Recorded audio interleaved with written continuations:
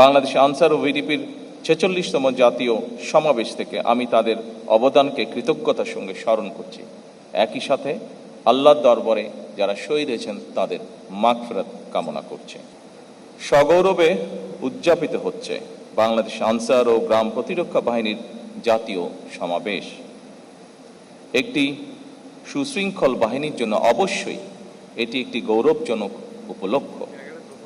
এই শুভ লগ্নে আমি এই বাহিনীর সকল পর্যায়ের কর্মকর্তা, কর্মচারী এবং তৃণমূলের অকুতোভয় আনসার ভিডিপি সদস্যা আপনাদের প্রত্যেককে জানাই আন্তরিক অভিনন্দন এবং শুভেচ্ছা।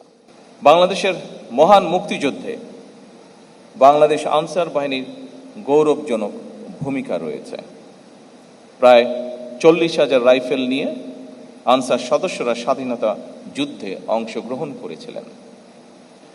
মুক্তিযুদ্ধে আনসার বাহিনীর 670 জন শহীদ হয়েছেন। বাংলাদেশ আনসার ও ভিডিপির ৪৬তম জাতীয় সমাবেশ থেকে আমি তাদের অবদানকে কৃতজ্ঞতার সঙ্গে স্মরণ করছি। একই সাথে আল্লাহর দরবারে যারা শহীদ হয়েছেন তাদের মাগফিরাত কামনা করছে। স্বাধীনতোত্তর বাংলাদেশে দেশের আইন শৃঙ্খলা পরিস্থিতির ব্যাপক অবনতি ঘটেছিল। দেশে এক অস্থিতিশীল এবং অরাজক পরিস্থিতির সৃষ্টি হয়েছিল। দেশে গণতন্ত্র পুনঃপ্রতিষ্ঠা এবং শান্তি শৃঙ্খলা ফিরিয়ে আনতে শহীদ রাষ্ট্রপতি জিয়াউর রহমান বিভিন্ন পদক্ষেপ গ্রহণ করেছিলেন।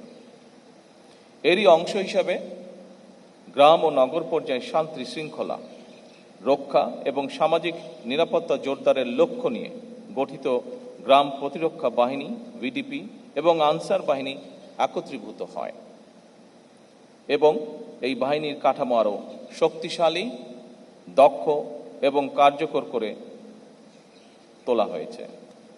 স্বাধীনতার ঘোষকের এই দূরদর্শী পদক্ষেপই আনসার ও ভিডিপিকে আজকের বহুমাত্রিক, জনসম্পৃক্ত এবং গণপ্রতিরক্ষায় সক্ষম বাহিনীতে পরিণত করার ভিত্তি স্থাপন করেছিল।